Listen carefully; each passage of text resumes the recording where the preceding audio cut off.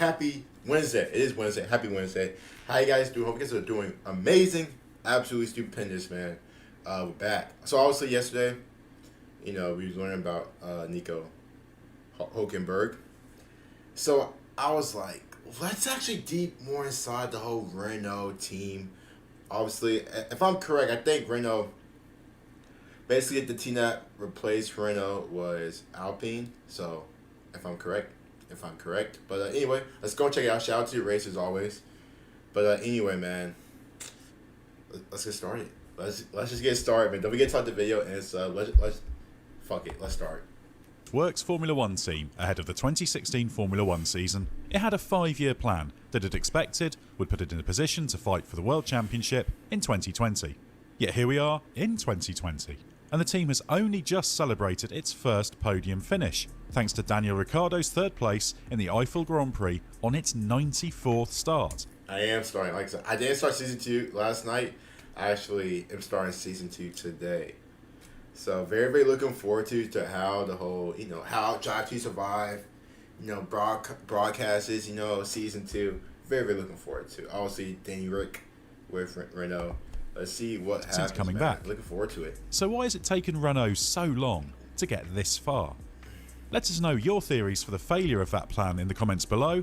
And if you like what we do, please do subscribe to this channel for regular Formula One videos from the race. Year 1, 2016. Renault completed its acquisition of the Enstone-based Lotus team in late 2015. Of course, that team wasn't actually owned by Lotus, it simply carried the name, having previously raced as Renault, even for 2 years after Renault sold control of the team to new owner GNI Capital. During that spell as actual Renault, it won back-to-back World Championships in 2005 and 6, achieving something that the first incarnation of the Renault Works team failed to do from 1977 to 1985. During that period, of course, Renault raced against the Toleman team that eventually turned into Benetton, and then Renault. Clear? But the team it bought was not in great shape after several years of underachievement. In 2012 and 13, it had won races with Kimi Räikkönen, but slid down the order in the following 2 seasons. Given how late Renault completed the deal, the 2016 season was always going to be a difficult year, running a car designed by the old team that had to be adjusted to take the Renault rather than the Mercedes engine. So that first season was a riot. Yeah, I do remember, I think Red Bull were buying the Renault engine, going back to, Drive to Survive. Season 1, but then I remember Horner was talking to Bro, the manager, whatever, I forgot his name. Yeah, I think they switched to Honda. I'm not sure if Red Bull still with Honda now in terms of like their engine or whatever. Right off. Kevin Magnussen and Jolyon Palmer did what they could with an underdeveloped car that was particularly bad over curbs and bumps, which proved to be a grand total of 8 points and 9th in the Constructors' Championship. Magnussen's 7th place in the Russian Grand Prix was the high point. But during that campaign, then Renault F1 Managing Director Cyril Abiteboul actually said that its 5-year plan was being accelerated thanks to the investment being ramped up further. Behind the scenes, there was plenty of recruitment, with a team expanding from around 400 personnel to 570 by the end of the year, and a push to upgrade the facilities at Enstone, so the future did look bright. But the fact Renault's objective was to beat F1's grandees with a budget that was healthy but not quite as big as Mercedes, Ferrari and Red Bull did suggest it might be set for a rude awakening somewhere down the line. Dang. Year 2, 2017. Year 1, so not great. Renault signed Nico Hülkenberg to be its spearhead in 2017, retaining Palmer alongside him. That wasn't the only change, with Abiteboul taking over as team principal after the departure of Frédéric Vasseur. Later in the season, Renault also bought...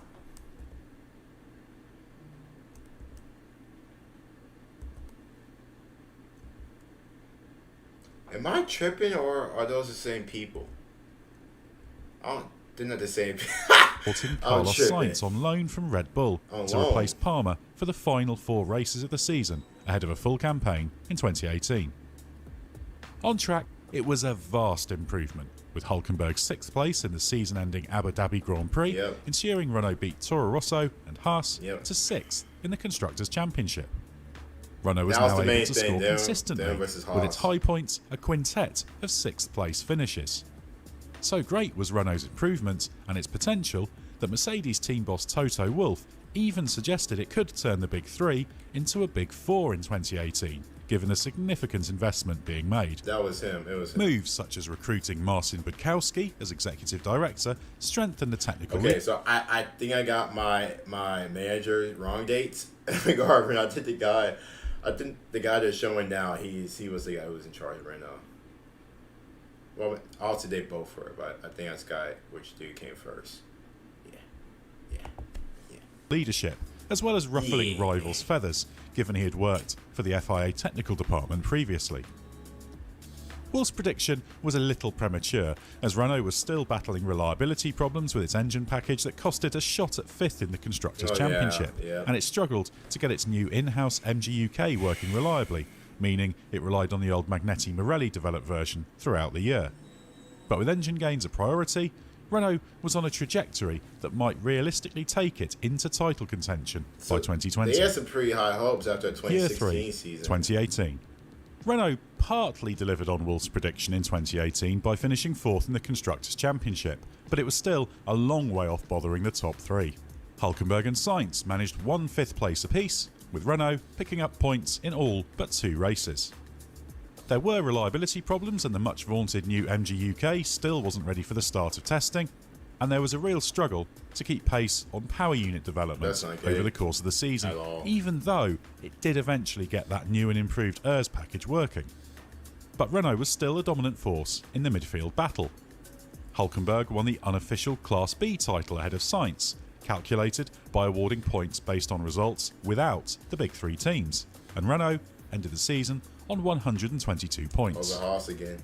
But the biggest step the team made during 2018 was the signing of Daniel Ricciardo in a surprise deal after he turned down the chance to remain with Red Bull. Yeah. He was signed on a 2-year deal worth a total of $50 million as a statement of intent. Did he say 2 years, 50 mil? That's like an NBA contract. Okay, Red Bull. I mean, okay, Renault, I see you. Big bucks. But during the German Grand Prix weekend in July of that season, Chief Technical Officer Bob Bell had sounded a warning. Referring to that 5-year plan, he said that the growing complexity of F1 meant that 5 years now has to be seen as a minimum in terms of improving to the point of challenging for the title. Year 4, 2019. Sure enough, Renault's progress came to a shuddering halt in 2019. Abitable's target heading into the season was not to break into the top 3, but he didn't just want to hold on to 4th place, but also take what he called a better 4th. Instead, Renault slid to 5th, well behind McLaren and only just ahead of Toro Rosso and Racing Point. Jesus. Ricciardo's arrival served to underline how much work the team still had to do. His debut in Australia was a disaster after losing a front wing when he took to the grass at the start, and he admitted that the switch from a front-running, race-winning car to a midfielder was something of a culture shock. Yep. At the Bahrain Grand Prix, Renault suffered the ignominy of both cars retiring within a few hundred metres of each other with power unit problems. This was made worse by some bold pronouncements made by Abitable about how upgrades would get Renault back to the front of the midfield. But the package introduced at the French Grand Prix didn't work as hoped, and despite again improving its best results with Ricciardo and Hülkenberg 4th and 5th at the Italian Grand Prix, the fact that Renault was at its strongest on low downforce tracks revealed its real weakness. And how many tracks Upgrades do to you the have all-important bargeboard area season? weren't working as hoped, and development trailed off, with the team eventually admitting that it was locked into the wrong concept, partly thanks to the decision to go with a loaded outboard front wing design that theoretically created more downforce, but was harder to control given the new for 2019 rules designed to mitigate aerodynamic outwash. Changes were made over the winter, with technical director Nick Chester moving on to be replaced by Pat Fry. Dirk de Beer, a key part of the Enstone team's rise in 2012, returned as head of a revamped aero department after stints at Ferrari and Williams. And the aero side was key. What Renault had underestimated was just how advanced the aerodynamic understanding of the big 3 teams had become, given their years of investment and experimentation. As Bob Bell had warned in 2018 before moving out of his full-time job with the team, the aero advantage of the top teams would take longer than expected to eliminate, even if the Renault power unit was much closer to the performance of Mercedes and would move ahead of Ferrari in 2020 after the off-season technical directives kicked in. Year 5, 2020. Some bad luck. Renault's car featured a very different Mercedes-inspired nose design when it broke cover and performed with some promise in pre-season testing, but not enough to convince Ricciardo to stay on. With the start of the season delayed after the Australian Grand Prix was abandoned, Ricciardo decided to sign for McLaren in place of the Ferrari-bound Carlos Sainz in 2021, depriving Renault of its prize asset. But once the season started, things began to look up. A triple upgrade, introduced for the Austrian Grand Prix, first planned for deployment over the opening 6 races of the originally scheduled season, improved performance, but it wasn't until subsequent upgrades and a breakthrough in setup understanding achieved at Silverstone that increased rear grip that Renault emerged as a consistent leader of the midfield pack. At Spa, Ricciardo and new teammate Esteban Ocon finished 4th and 5th, which began a run of 5 weekends where Renault was the second highest point scoring team behind only Mercedes. But the fact that Renault took that first podium at the Nürburgring was significant, given it was a high downforce track where Renault had traditionally struggled, even earlier in 2020 on visits to the Hungaroring and Barcelona. As Abitable said after the race, it proved the Renault RS20 is now a genuine all-rounder, and this means finishing 3rd in the Constructors' Championship is possible if the end of the season goes as well as the middle stages. Year 6 and beyond. The future. Renault initially underestimated the demands of F1, and that 5-year plan must now be seen as at least a 7-year plan.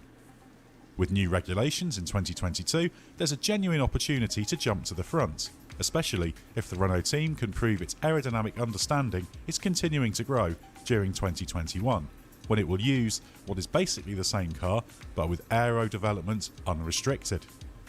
Next year, Renault will be rebranded as Alpine as part of a new Renault corporate strategy. The cost cap will ensure it's not outspent by Mercedes, Ferrari and Red Bull to the same extent, and Fernando Alonso will return for a 3rd stint with the team.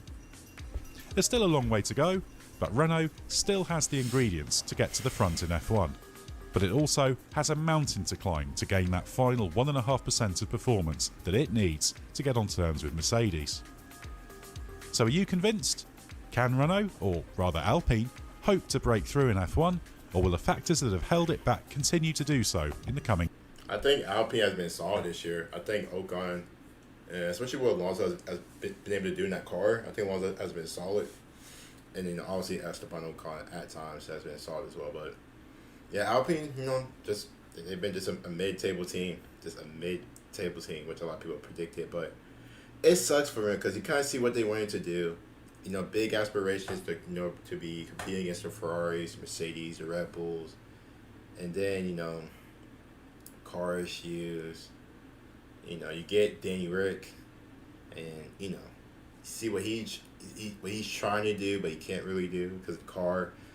But just some bad decisions, bad luck, and it is what it is. But they are called Alpine now, so. They'll take it. Like I said, solid year. It's been a solid year for them. And I'm pretty excited for that. I'm pretty excited for Alpine. The rest of the season. Looking forward to it, man. Hope you guys enjoyed the video. Don't forget to like and sub as well. Stay safe. I'll see you guys later. Peace.